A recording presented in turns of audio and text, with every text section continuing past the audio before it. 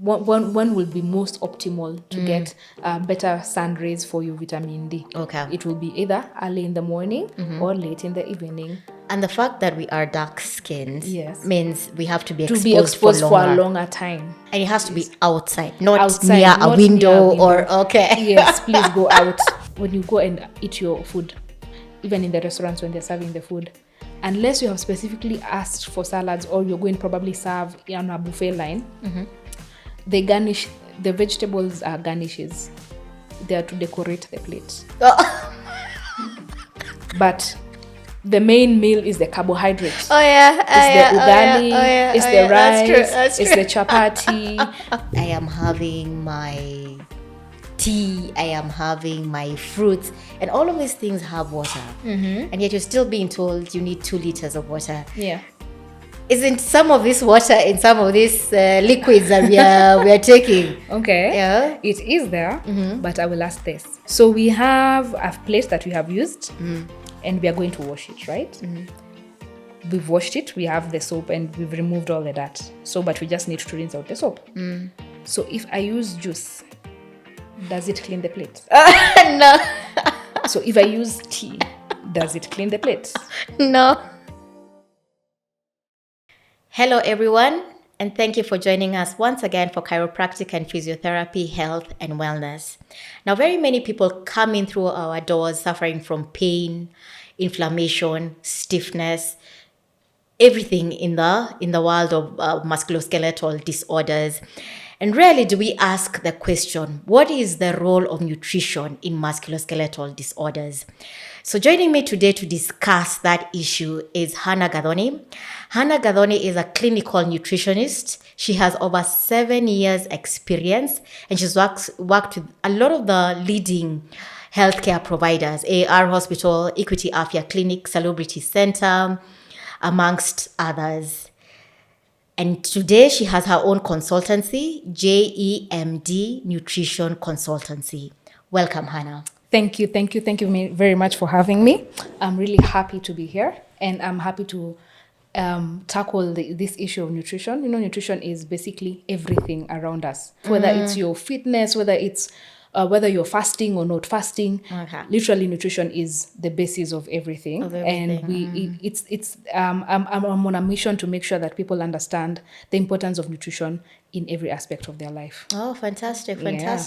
Now, before we jump into the whole nutrition and musculoskeletal health, there are things that have always been nagging me. So one of them is, so we wake up in the morning, we have our breakfast. True. 10 o'clock, we have tea and a snack. Lunchtime, we are having a whole meal. 4 o'clock, tea and a snack. Supper time, again, a meal. And sometimes others even have a bit of a snack right before bed. And I'm wondering, is this normal? Because our forefathers never used to do that. Is this normal? So right now, norms are what we create. Let me start with that. So we always create the norms that are around us. Again, it is very dependent on the circumstances that are around us.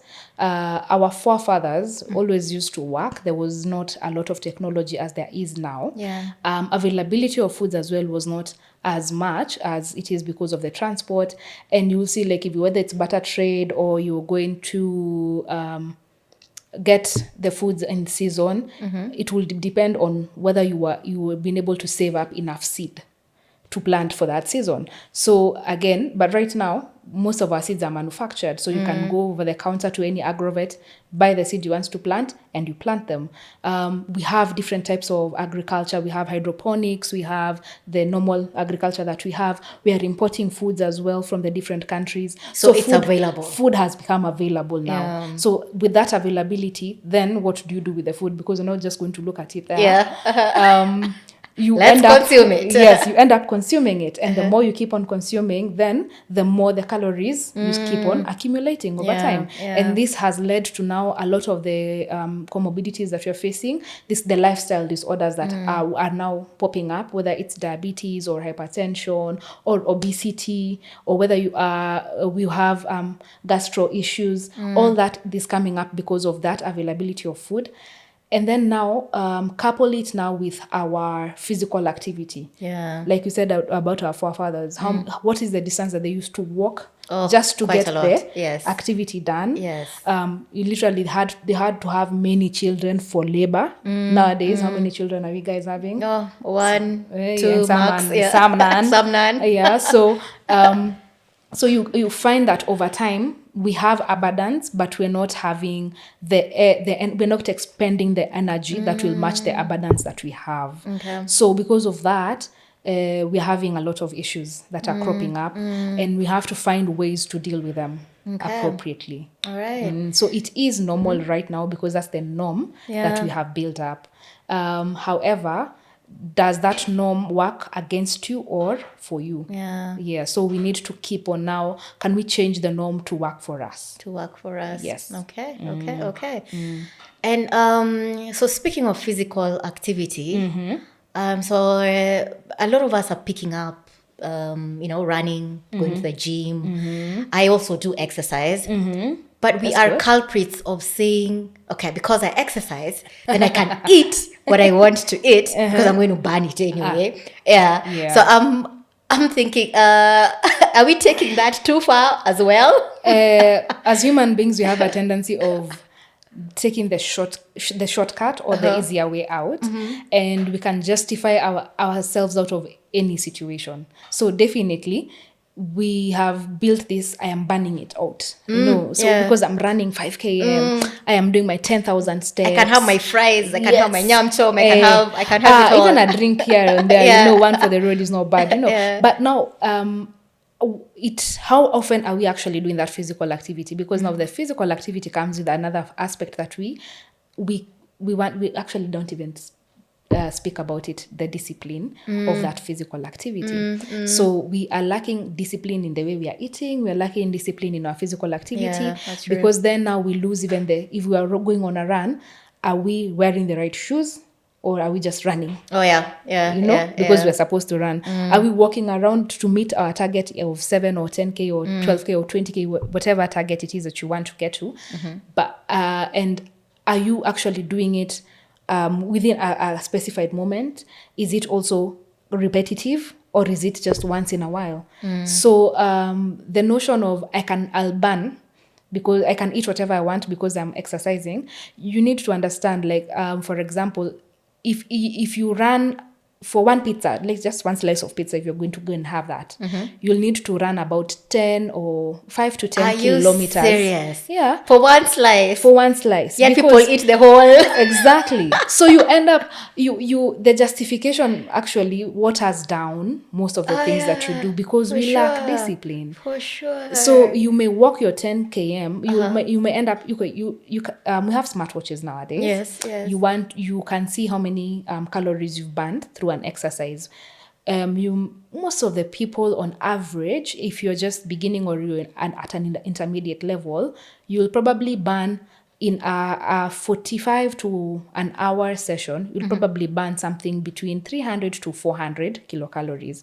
That is what you can have in a meal, or even just in your snack. You see your tea and your scone. Snack. Yeah. That's it. Yeah, you can beat it. Oh, because my if you put goodness. 2 teaspoons of sugar in milk tea, and then you have it together with, say, a bun that you have probably put maybe some margarine, or you've put some marmalade or whatever it is that you've added as you spread, and then you've added, probably because you were eating healthy, so you want to have a fruit and some nuts. So you'll Still definitely more sugar. you're still adding more sugar. So over time, you'll end up having, in just that small snack that you've probably had around 250 to 400 kilocalories, depending again on what is the density of the nutrients or the small additions that you've had. Oh, that's interesting. Yeah. So basically, whatever and you're it not is, running daily. and you're exactly. So because you want to just run, like I run on the weekends because that's when I have time, and I'll run for 2 hours. Yeah. So, but the 2 hours doesn't cover what you've you've eaten, been like the eating rest of all the week. through. Yes. Exactly. Oh my. Good physical activity, on minimum every day you should be having 30 minutes of physical activity, and that is between moderate intensity. So that would kill like how many kilocalories? Again, it depends on kind of activity. the kind of activity, the time that you've taken, and then also your weight. Because you see, the energy that I have when I have 60 kgs versus the energy that I will use when I am 40 or when I am 100 is different, because our exertions are different. So all nutrition is actually personalized for every person. My 1 cup of tea versus your 1 cup of tea, mine has no sugar, yours has sugar, or another has no milk, or another has low fat milk, another has it's all different, full fat milk. It's all different. And our bodies are also unique in such a way that even if we're the same, we have the same 2 eyes, why are they not similar? They're similar but not same. We have a nose, it's similar but not same. So the same way, our bodies also will react differently to the foods. So the notion of let me eat because I can, or because I'm exercising, why don't you eat according to what your body actually demands? Because then you get more benefit out of it. And then you get to cultivate the discipline that you will need to actually maintain or achieve the targets that you want to achieve. For sure. So it's better to just give the body what it needs. Exactly. Let's stop this whole, I want the pizza, I want the what, the what, And then, see, here's the thing about food. Food is an aspect of everything, from our culture to our spiritual wellness or well-being, to our relationships. When you sit down with a friend, you want to sit down over a meal. When you are stressed, you probably want you'll either refuse to eat or eat a lot. When you're resting, you'll either eat or not eat because you'll oversleep. So whatever it is that you are doing, food is at the back of it. So if food is at the back of it, then nutrition is definitely very key issue. Yes, it's a very key issue. So we have people who only eat, say, like once a day, the OMAD diet, or twice a day, that whole intermittent fasting. But the more you're talking, the more that is making sense, because your body doesn't need so much food. You don't need to feed it all the time. So chances are they have a point when they say, I only eat once or twice a day. Yes. So again, as I said, nutrition is personalized. So at Gem Nutrition, when you come, we will definitely give you a plan that is tailored to your needs, with exercises that are tailored to you. Because again, you can't just exercise. You can't all be running. Where are you running to? Why? You know? Oh my God, I even hate running. So I would tell you no. And then we can't also all be lifting weights. We can't all be adding extra protein. We can't all, there's this, we always want to go with what is the fad at that point. So or like protein only diet. Or I'm doing a keto diet worked for me. So a pal of mine just told me about the keto. I'm like, okay, fine, but you're on medication, mama. So how am I going to help you? Okay, you want to stop your medication because that's what we're probably working towards, but the medication would probably interact differently with a different food. So you need to understand, if you're on medication A, it interacts with this food, so you need to avoid it. It depletes this mineral in your body, so you need to have foods that are high in this mineral so that it can help the medication to work, because that's a food and drug nutrient interaction. So whether you're doing your OMAD diet, whether you're doing your low fat, whether you're doing your high fiber, whether it's a moderate calorie, whatever diet it is, it has to be tailored to your need. So even the people who are doing intermittent fasting, what is the sustainability? Whether when you put yourself on a diet, how sustainable is it? That's true. Because if there's no sustainability, it won't work. Won't work. A month or 2 months down the line, you're off it. So if you're on a keto diet, for example, and so what's a keto diet? So a keto diet is where you have lots of protein and fats and vegetables and little to no carbohydrates. So you end up just having probably like a steak and vegetables, a chicken salad or Greek salad, whatever it is that the keto would, or eggs, because that's what you want to have. But what if you have a predisposition to protein allergy? Would you be able to manage that? No. With the economy that we're in and how it is fluctuating with the wars and all that is happening, how sure are you that you'll be able to get what is specified for you whether it's the meats all the time, how sure that are you that at this point you can be able to sustain that for yourself?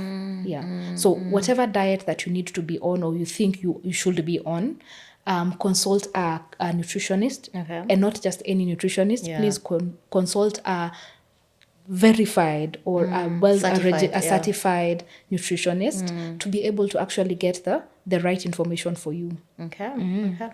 Yeah. All right.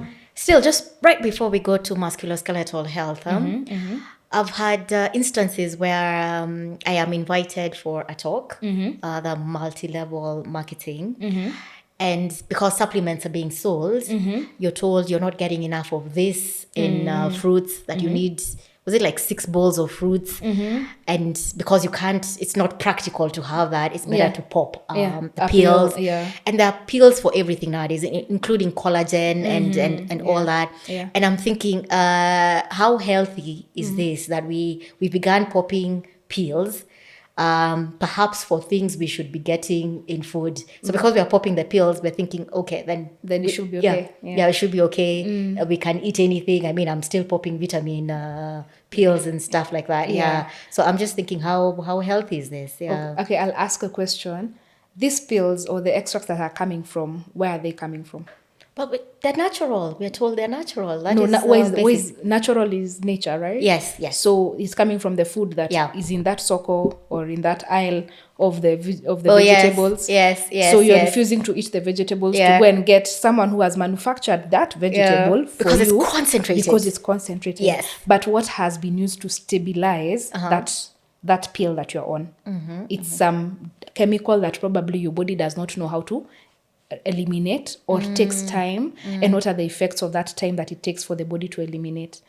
So I am not bashing or advising against taking the supplements. Supplements are important if you qualify to get supplements. Meaning you have to have a deficiency. Yes. Okay. So if we have, say for example, you're vegan, a strict vegan, you'll probably over time lack vitamin B12.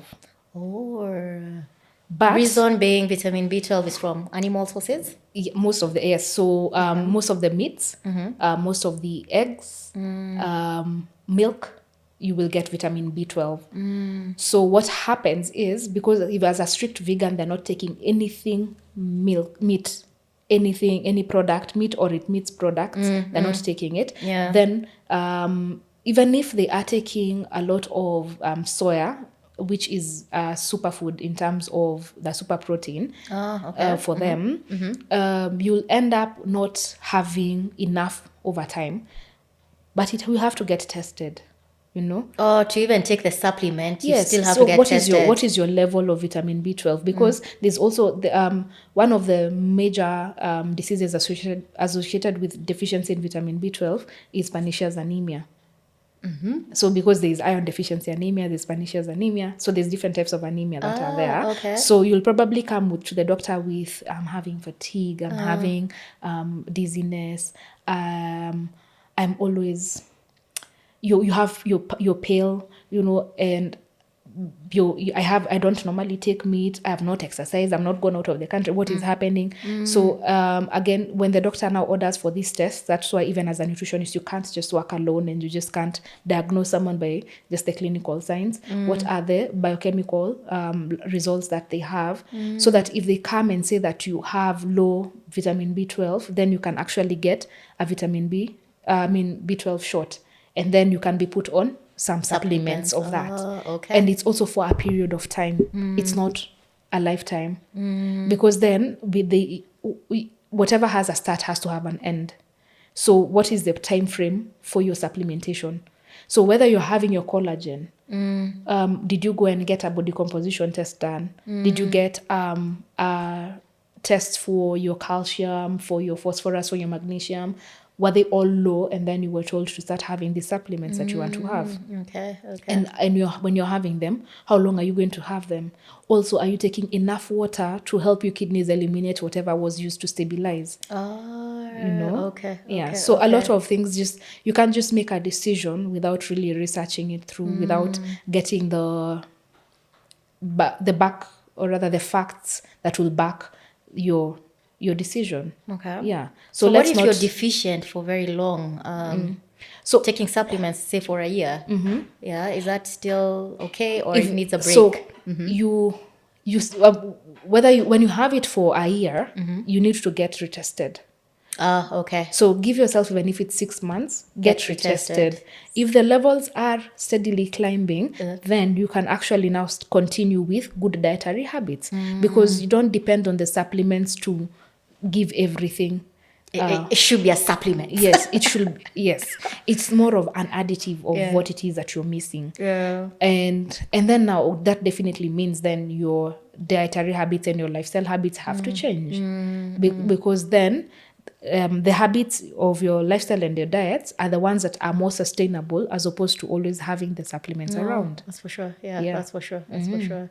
All right. Yeah, that's interesting. We shouldn't just pop pills left, right, and center. Yeah. Saying we are sorting ourselves out and food is not working for us. But they're also not bad. Yeah, because definitely someone who needs them really does need them. Yeah. Like, for example, if you're looking at athletes or professional athletes who need, say, whether it's creatine or they need BCA, so that branched chain amino acids, or they need just like a protein shake or anything of the sort. Others also need electrolytes. So those are also types of supplements or ergogenic aids that will help boost their performance, as long as they're not banned or they're not under the doping acts. Then you can have them. No, the catch-22 with supplements is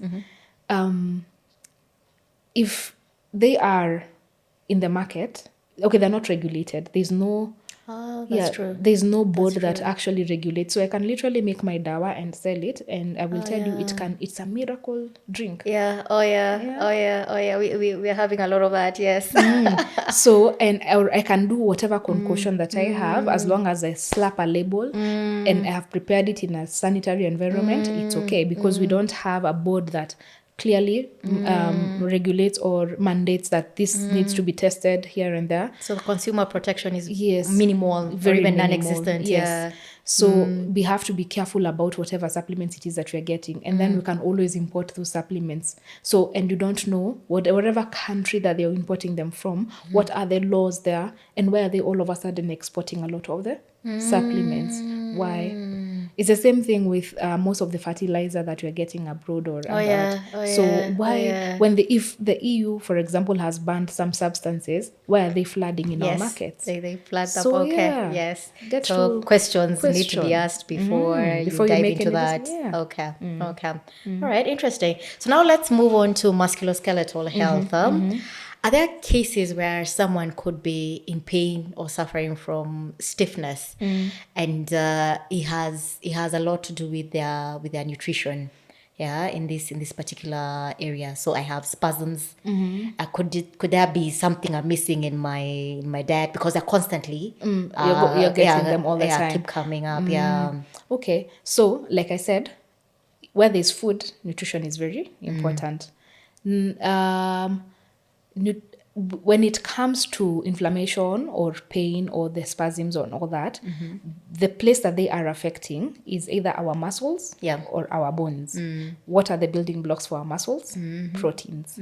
So if protein is the building blocks for our muscle, then that would mean nutrition is very important. Are we getting enough protein? Or are we getting also the right amounts of protein, or are we getting too little protein?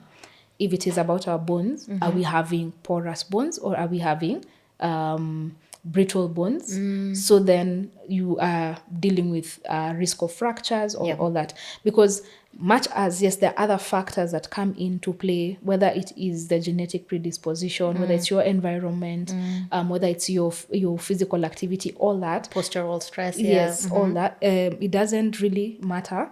Because it can't stand by itself. Yeah. So if it is probably your work that is making you have a higher risk of stress pain, then that can be dealt with if you look at the work.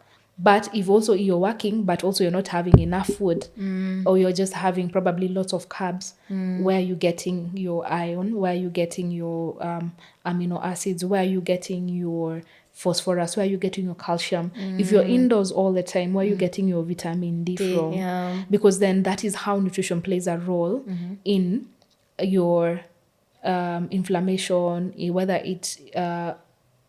it is also the spasms or the muscle cramps that you're having. That's how nutrition plays a role, because whatever food you eat will affect your body differently. Okay. So let's start with say protein, especially for the muscles, yeah. And okay, a lot of us when we hear protein, I think our minds just go to meat, yeah. But we're also having an increasing number of people becoming vegetarians and vegans. And what I've had in the past is that even if you're eating beans, it still has a certain percentage of carbohydrates. That's true. The legumes still have a certain percentage of carbohydrates. So how do you ensure you've got enough protein as a vegan and as a vegetarian? Okay, those are two very different. Yeah. So your protein need is based on yourself as an individual. So a normal person, if we have no diseases, if we have nothing that is underlying any conditions, then ideally we should have anything between 0.8 grams per kg body weight. That is the amount of protein you need to have. That's what I'm saying. 0.8 grams per kg body weight. Per kg body weight. Yeah. So basically, if I am 60, you say 60 times 0.8. Okay. So that's probably the minimum amount of protein that you need to have. That's per day. Yes, per day. Okay. If we probably that's not are, much. it's not much, yeah. So if we are a bodybuilder or you're physically active, we can go up to 1.2, 1.5 grams per kg body weight. If we are ailing, probably we have burns, or we are leaking protein. So this is when we have different medical conditions. Sometimes you can go even as high as 2 or 2.5 grams per kg body weight. And then also we don't just give it all at once. It is again distributed throughout the day.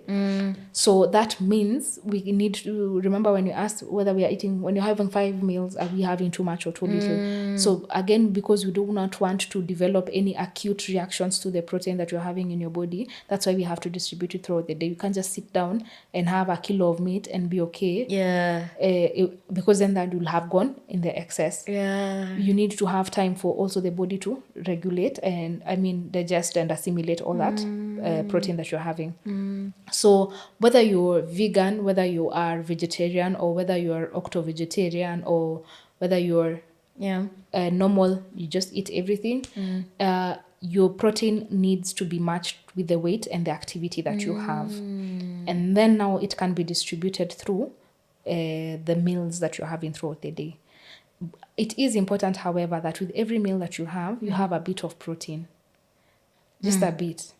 Most of the time, for most of my clients, and when you're having the initial consultation, one of the things that we definitely need to understand is what amount is good for you. And we use our hands to tell the amounts.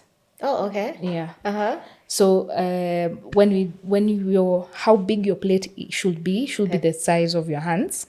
Oh, for real? Yeah, okay. The diameter.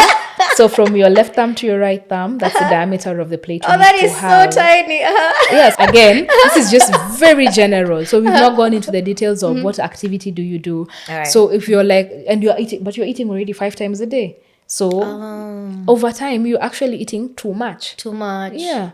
So this is in terms of... Because this is 5 times. You're going to have this 5 times. This is 5 times. Yeah. So from one end of your thumb to the other thumb. And they're all together and flat.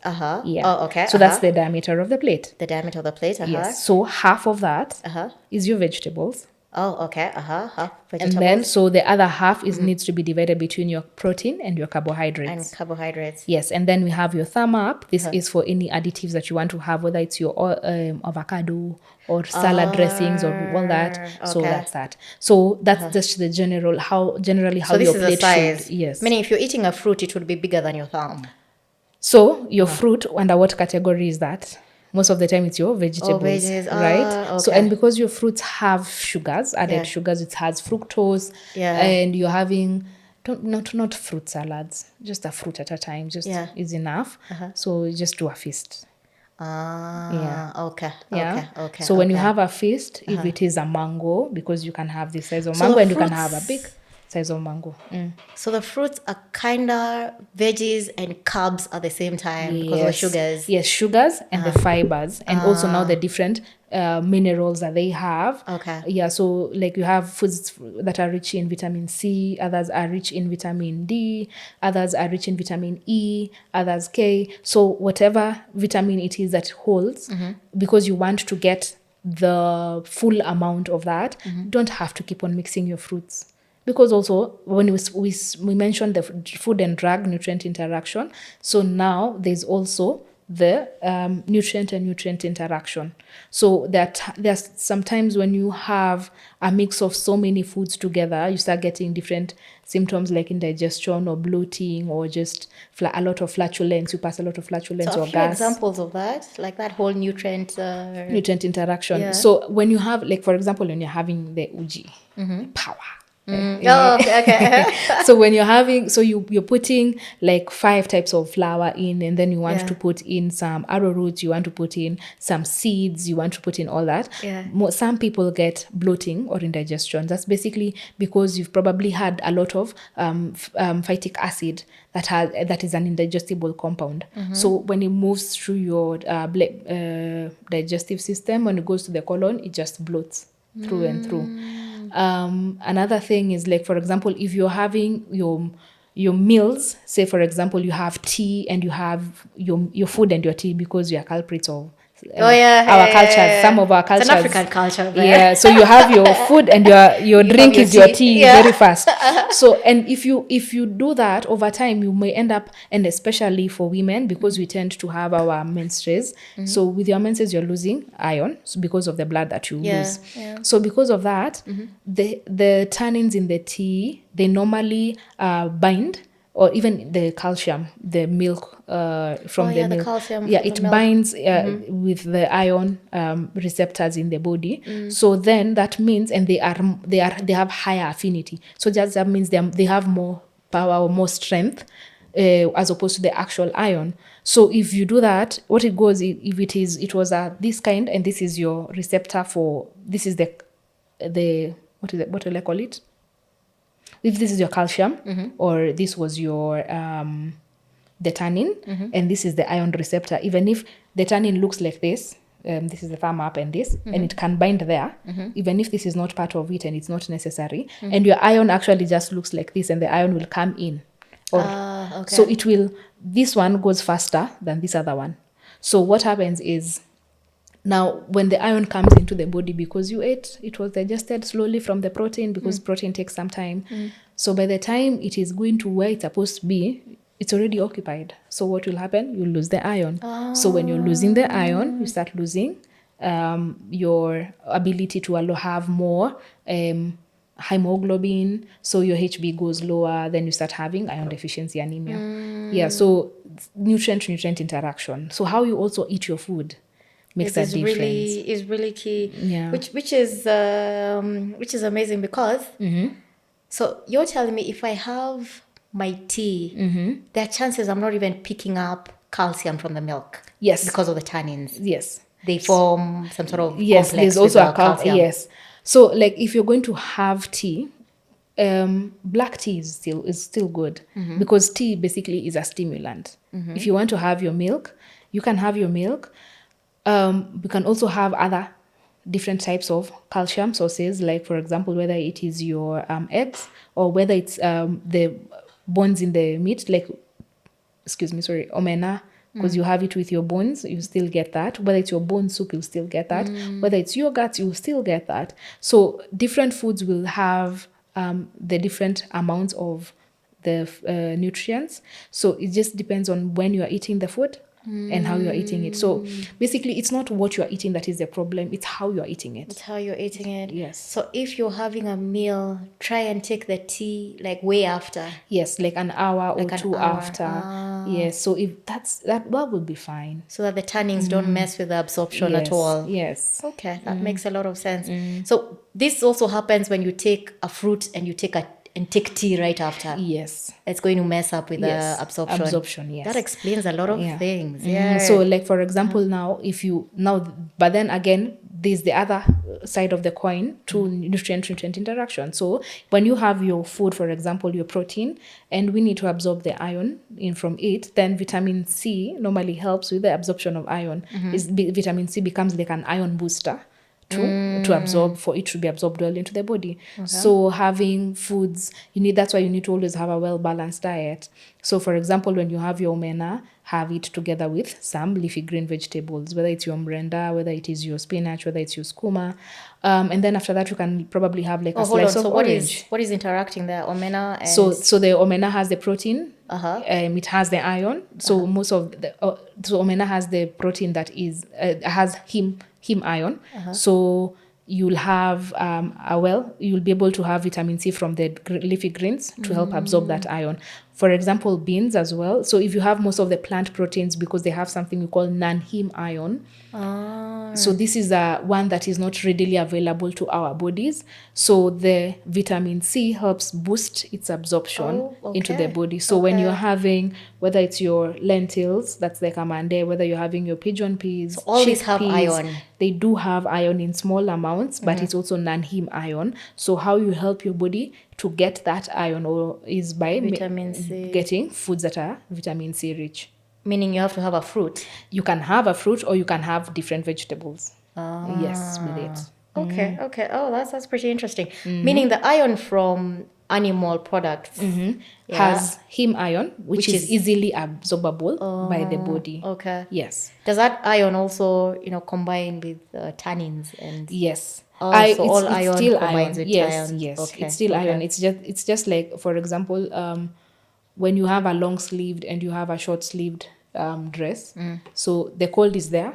It's just how fast will it get to you? Oh, okay. Yeah.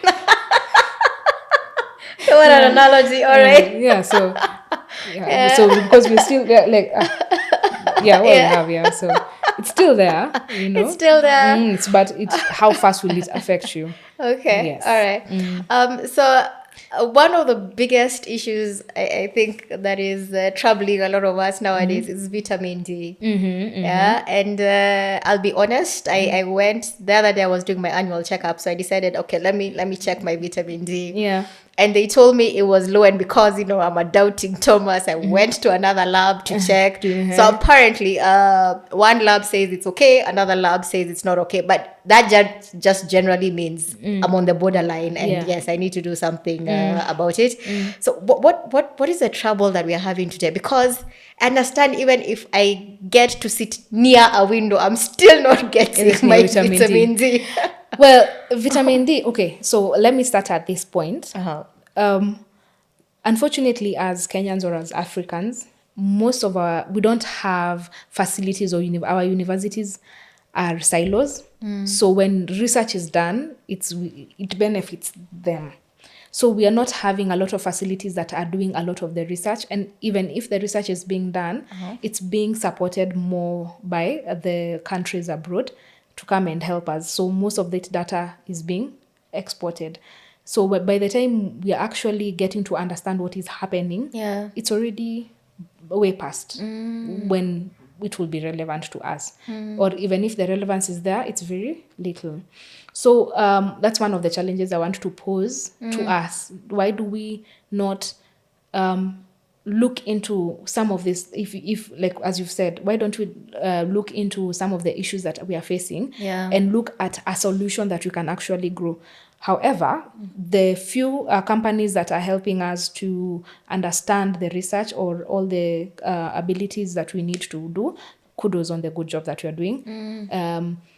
When it comes to vitamin D, the research that has been there so far says that most of the African darker skin, much as we have a lot of melanin, we tend to be at a higher risk of vitamin D deficiency.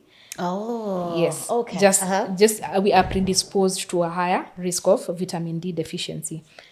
That's why I think most of the dark skinned people are just placed within the tropics, because within the tropics you're always the sun always is shining 12 hours a day. When you go to the extreme sides of the tropics, then when you're having winter season, then you tend to find that most of the dark skinned people have the vitamin D deficiency. Now, with the way the culture has been and the way our economy is going, we are having a lot of work indoors. So we are not farming. We're not farming as much as we used to. So what happens then over time is that now we start developing those deficiencies. You see, we already have the disadvantage of the higher risk, the predisposition, and then our lifestyle has changed. We are always indoors. So one of the easiest places to get vitamin D is the sun. Not the ile jua ya kuchoma hapa juu. Not that one. Not the 12 noon. Yeah, so the early morning sun and the evening sun. And the evening sun. Yes, that one is one of the because again of the UV radiation exposure. So the 12 o'clock the UV radiation is really high.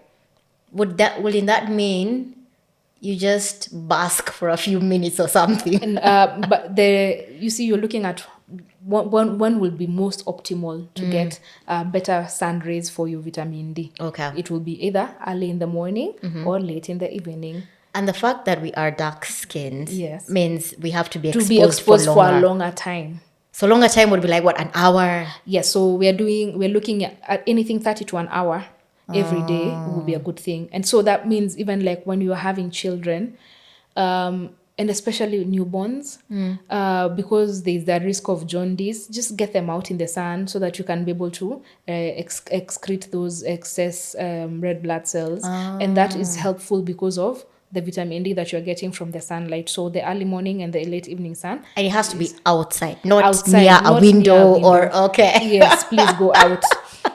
So that is one of the reasons that's why you're getting that we are having more reported cases of lower deficiency. Our diet as well. So how many people actually have, when you go and eat your food, even in the restaurants when they're serving the food, unless you have specifically asked for salads or you're going to probably serve on a buffet line, they garnish, the vegetables are garnishes. They are to decorate the plate. But the main meal is the carbohydrates. Oh yeah, it's the ugali, it's the rice, that's true. It's the chapati, it's the healthy. So we want amokimo, or the irio, or so it's true. So it's the carb that is the star of the plate, and then the coaster will be the protein, and then they added. Well, even the names that you can't even see them. Yeah. So it's the vegetables, and then they're also overcooked or undercooked. Oh yeah. So they end up not getting. You're not getting the nutrition value that you would have gotten from a well portioned and a well. And it's rare when you have a buffet and the vegetables are the ones that you're actually fast. going. So you see, so even the way we make our food choices. That's when we talked about our food habits, our dietary habits. Okay. So that is also contributing to us having less vitamin D. What are the vitamin D sources? So we have nuts, we have fish, we have dark green leafy vegetables, and definitely the sun, and also mangoes. So just any fish, tilapia, the works. So whatever, so the different. Okay, so I would say mackerel and salmon and cod, and we're not getting a lot. So whatever fish you can get, just have stop the right there. portion Just that fish. is there. So fish will be just fine. Okay, whatever you can get. So it's fish. It's the nuts. Yes. So you're talking about peanuts, almonds, cashew nuts, walnuts, cashew okay. nuts, ground nuts, whatever the nuts that are there. Because again, you need to understand that vitamins are micronutrients. Oh, okay. Micronutrients meaning that you only need them in very small quantities in our bodies, but they pack a punch. So we need to always keep in mind that our vitamins pack a punch. So that's why we need to have them every day. They're also not stored in the body. Yeah. And if they are, it's just being held for a short time, for a short duration. Just like iron, it's held for just a short duration. And then after that, So if you don't eat enough to replenish the stores, then once the stores are lost, they're lost. So you need to keep on replenishing. That's why you need to keep on having vegetables with every meal. Because there's no storage for this. So the ones that are stored in the body easily is your carbohydrates and your fats. And those are the major sugars that we have. Sugars is not the sukari.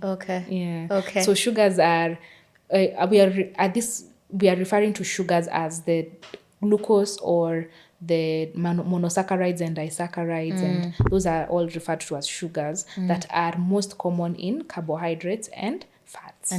Yes. Okay.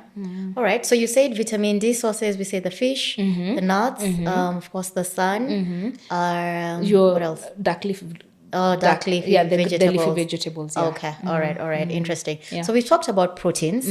We've talked about vitamin D. We've talked about calcium. Yes. Though other than phosphorus and magnesium. Magnesium. So you'll find that most of those are also sources that also affect our skeletal health, our skeletal system. So we need to also, and the funny thing is, imagine when you have your vegetables, you're getting all of these things. It's just that everything is there in small quantities. Yes. Yeah. All right. So, and then now you see, we don't want to overcook them. How we handle now the vegetables now makes a difference as to whether or not we are actually going to get that. And then also if we are mixing it, like we talked about the nutrient interaction, then that will also affect us whether or not we are getting picking those nutrients up. Yes. That's pretty interesting. So my question would be, so what are the building blocks of the bone? Is it this whole thing we're talking about, vitamin D? Yes, so we've talked about vitamin D. Yeah. We've talked about calcium. We've talked about phosphorus. We've talked about magnesium. Yes. Okay, so that's for bone health. Yes, and then for our muscle health, mostly it's our proteins. So the protein, the different protein has the different amino acids. So we have the essential amino acids and the non-essential amino acids. So essential amino acids is what our bodies can make. It is important, and we can get them from our diet. And non-essentials, we cannot get them anywhere else. We have to actually, we produce them and we have to get them from our diets. So most of the animal protein, they're complete proteins. So you have both essential and non-essential. Okay. So you will find that most of the plant protein have the non-essential. So the non-essential amino acids. So we need to always, what is the booster? So the super protein, in quotes, would be the soya. So the soya bean is one of the super proteins. So that's why being a strict vegan is not normally as beneficial. So you have to have more in terms of your vitamin B shots. You need to be getting out in the sun more often. You need to be careful about the kinds of foods that you're taking. Okay. Yes, how you're also making that food. Because every small protein that you can be able to get, you require. All right. So the other thing that I want us to talk about is a hydrated body. That is very critical. But I'm having my juice, I am having my tea, I am having my fruits, and all of these things have water. And yet you're still being told you need 2 liters of water. Yeah. Isn't some of this water in some of these liquids that we are taking? Okay. Yeah. It is there, but I will ask this. So and soup and in soup, food, the soup in the food. So we have a plate that we have used, and we are going to wash it, right? We've washed it. We have the soap, and we've removed all the dirt. So, but we just need to rinse out the soap. So, if I use juice, does it clean the plate? No. So, if I use tea, does it clean the plate? No. So, what will I need to use to clean the plate? Okay, point note taken. So you need to use your water. Yes. So that's just to say water is also essential in its purest form. So whether you have it ice or ice cubes, because if you get, for example, there are women who during pregnancy who cannot stand the taste of water. But if it is cold, they will take it. Or if it is ice cubes, they will take it. So That's the beauty of water. You can have it cold or hot or warm or whatever temperature that you want. And you can have it in liquid or solid form, whether it is ice or the actual water. So, You but can add a slice of lemon or something just to make it taste. we are bordering on the it's not water. you want me to repeat my story of the plate? Okay. But okay. anyway, you just need to understand the importance of water in its purest form. Okay. So and water is life anyway. Yeah. If we didn't have the combination of hydrogen, the two hydrogen molecules and oxygen as is, then we would not support life on this planet. Okay. So Alright. that's just to emphasize on how important this water is. Water is what is going to be retained in the body most of the time for every distribution of the nutrients that you are having in the body, whether it's going through your muscle, whether it's going through your skeletal, whether it's going through your just even your blood plasma. So you'll need that form of water. All right. So when you have it in your tea or your juice or all this, the reason you're not getting it in the right quantity is because the other additives are playing a bigger role. Okay. So if you're taking your milk or you're taking you're having more calcium, you're having protein from the milk more than it is the actual water. When you're having your juice, you're having more of the sugars from the juices, from the fruits that have been squeezed there, and you're lacking the fiber as well. So when you're having what else would you be having? The bone soup. So you're having your collagen, you're having your fats because calcium, the calcium, but it's not, the water is it's just like whatever is just putting it together. So that's it's essential for you to have water in its purest form, and the water that you actually need to have is according to the weight that you have. Oh, really? Yeah. Because that was my next question. How do you know you're having adequate water? So how does that work? So this is, I extrapolate from there are different formulas we normally use. So like for your fluid intake, there's a formula that is normally given to help you understand whether or not you're having enough fluids for yourself. So on a minimum, you should have between 25 to 30 milliliters of fluids per kg every day. So that's about 0.03 times your weight. your weight. Okay. So that's fluid. So now you make a choice as to how much water you need to have. So if you're in a hot region, then definitely you have to have a higher percent of water. Oh yeah, for sure. If you're sweating out more times, so you definitely need to have a higher percent. So you probably need to have around 75% of water. So you whatever figure that you got there, you do times 0.75. Then that will be the water that you take. No. Times 1.75, like 75% more. No. Just 75% of that fluid amount that is yours should be water. If you're in a hot zone. Yes.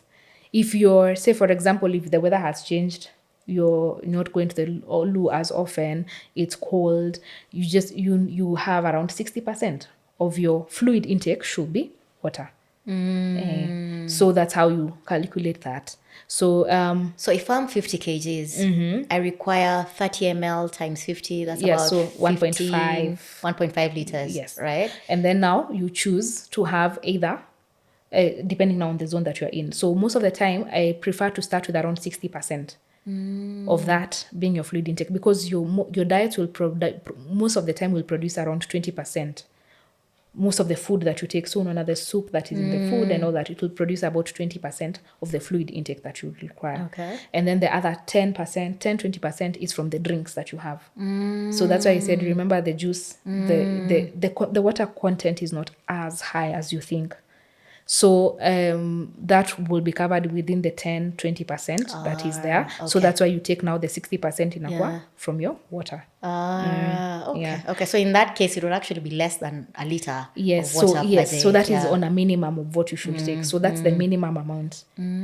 So there's now you go building up, depending again on your physical activity, depending on what is the need, what is your kidney health, because water is essential in how much water will be needed is depending on how healthy your kidneys are. Because again, are you having water retention? Because if you start swelling and it's because of water retention, then it does not make sense for you to have more water.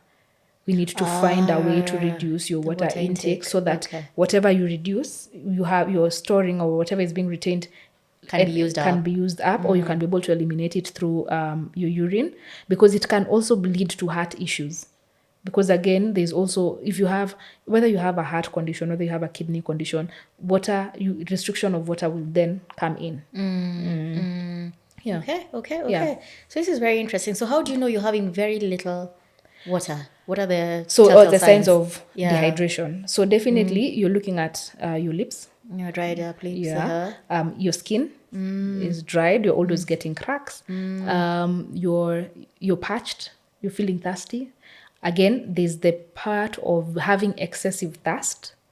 Oh, okay. Yes. So when you have excessive thirst and then you couple that with having excessive urine, then those are other signs of diabetes. So you have to also be careful about that. So you always need to listen to your body, because our bodies always talk to us. It's us who refuse to listen. Oh, that's for sure. That's for sure. It knows what it wants yes, and when. Yes. So, and sometimes they manifest in terms of cravings. Yes, so there are some weird cravings that we have. You probably just want to have some rocks over there. That would mean then you're having issues with iron, or even your zinc or magnesium is not enough. So you need to be careful about what the quality of the food that you're taking in. Sometimes it's just you need sugar. You want sugary foods. Probably that's just your brain tricking you into making sure that, or maybe you're not having enough calories. So if you keep on having the 1 meal a day and you're not meeting your calorie need and you're still being active, your brain will definitely tell you, I need sugar. I need this, cravings. And so instead of that, then it's just have the small amounts that your body requires. Have the small meals. You'd rather have your carbs during the day when you're active, and then when you're going to bed, leave the carbs alone. Yeah, leave the carbs alone. Okay. Yeah, so some other signs of dehydration will be also fatigue and dizziness. Because then again, if you do not have water, you're shooting down your transport system in your body.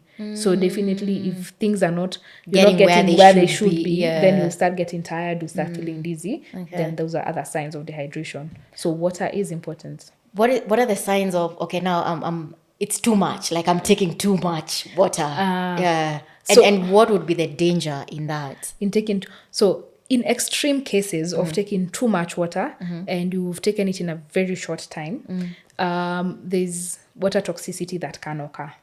So there's no cure. So basically it's just the kidneys will take their time to either remove. If they can't, then you get into a coma and we see you on the other side. Okay. Yes, but there's other, that's why when you're having water, you should be hydrating throughout the day and not going at it. I was supposed to have my 2 liters of water. All 2 liters. All 2 liters. You're essentially drowning yourself. So we need to give your body time to literally just remove that. Other time is the excessive urine, because as you drink, you need to be also going out. Yes. Okay. So that is also another thing that you probably have when you have too much in excess. But at that point, your body will refuse. You'll probably even feel like vomiting or you'll have nausea because you've already had too much. So whenever you have too much, even if it's food, you'll feel that gag reflex, you'll feel that nausea, you'll feel like you don't want any more. So definitely that's your body telling you that's enough. So it's really key to learn to listen to your body. It is important. It's very key. And we need to, this is something that we are losing touch of. Because there's so much going on. Yes. So there's a lot of distractions. There's a lot of noise around us that we don't actually get to think through. And this is why physical activity is important. So there are different types of physical activity. You don't have to always be running. Like I said, where you're running. You can take walks, we can do meditation. You can decide you're going to do yoga. You can decide that you're going to just take 5 or 10 minutes of just silence and silence. Reconnect. To reconnect with yourself. Others are calling it earthing. Whatever floats your boat, you call it, but do it. We also, the thing that we keep on forgetting is that we are spiritual beings as well. Yeah. Whether or not you believe, you came from somewhere, and this somewhere that you came from is of a higher being than you are. Yeah. Why don't you consult? Consult where you came from and ask. Connect to God or to the source or to whatever it is So that you always believe connect in. to Yeah. connect to your source. And for me, my source is God. How will you live life? How do you make decisions without having God involved? When you pray, then you are able to have that connection. It helps you also to listen to your body, Yeah. because then when you pray and you invite the Holy Spirit to guide you, then even in the foods that you are taking, even the routes that you're going to use on the road, Yeah. whether there is true. whatever danger is ahead, you will have that second instinct. No? That little voice. The that small still voice. Yeah. voice Yeah. will always be there to guide you. That's for sure. Yeah. That's for sure. Okay. Yeah. Okay. This has really been interesting, and I'd like you to summarize by just telling us, like 3 key things that people need to take care of when it comes to nutrition. What would you like people to take away from all this? Okay, so just 3. Let's start with those ones. Yeah. So You want me to go to 10? yeah. So okay, let's start with this. Keep in mind, it's not what you eat; it's how you eat it. And that's your motto. Yes. Um, And if that's the case, then how do you, when you eat, will make a difference because when you eat it, it will come to how you're eating it. yeah. So I think when I say that, those ones 3 they've already covered. Okay. So it's not alright. what you eat; it's how you eat and when you eat it. When you eat it. Yes. Fantastic. Yeah. So when you do that, then you'll be able to cover all the bases of nutrition, because then what you eat will be the quality of the foods that you have. How you eat would be the portions. So your portion control, and then when you eat will be your meal times. So that will affect your fasting or your food intakes, and then now that will couple it up with now your physical activity. For sure, Yes. for sure. And I think it's really important for people to know what worked for your friends Definitely will not necessarily work for you. We Yes. are all very different. Very different, yeah. And you need your own meal plan. You need your own exercise plan. Yes. Yeah. So let me when we get to nutrition, it is very individualized, irrespective of what you've had or what you've said. And as we age, it also affects our nutrition. As we are in a new environment, it will affect your nutrition. Whether whatever disease that is there or whatever predisposal you have for yourself will affect how you're eating. The social connections that you have will affect your eating. Your money will affect your eating. For sure. So whatever it is that you have, all that, when you come and sit down with Gemmed Nutrition, because I run the nutrition consultancy, you will literally... Gemmed? Yes, Gemmed. Gemmed. Gemd. All right. Yeah, Yes. that's what I had called it before. Yeah. So when you come to Gemmed Nutrition, you'll actually get to understand all this, because we're not looking at it in one aspect only of the food. We'll look at you holistically. Where we need to have a physician consult, where we need to have a specialist consult, where we need to have a personal trainer come in to help you we will provide that for you at Gemmed at very affordable rates. And the good thing is that we always follow up. Come through. For sure. Because we want you to achieve that goal. Yes. Mm. Remember, whatever weight you want to gain or lose, or whatever target you want to gain or lose, did not come in a day or 2. It took years. For sure. So we need to be patient as well. Be patient. Be patient with yourself as well. Yeah. So the 3 things, I think I've said 10 more. Yes. But let me take it back to the 3 things. It's not what you eat, it's how you eat and when you eat it. Yes. So there you have it, folks. It's not what you eat, it is how you eat it and when you eat it. So when it comes to musculoskeletal health, yes, so how you're eating it, when you're eating it will make you move better and actually support your overall well-being. I've been your host. My name is Nelly Ndiga. Do have a lovely evening.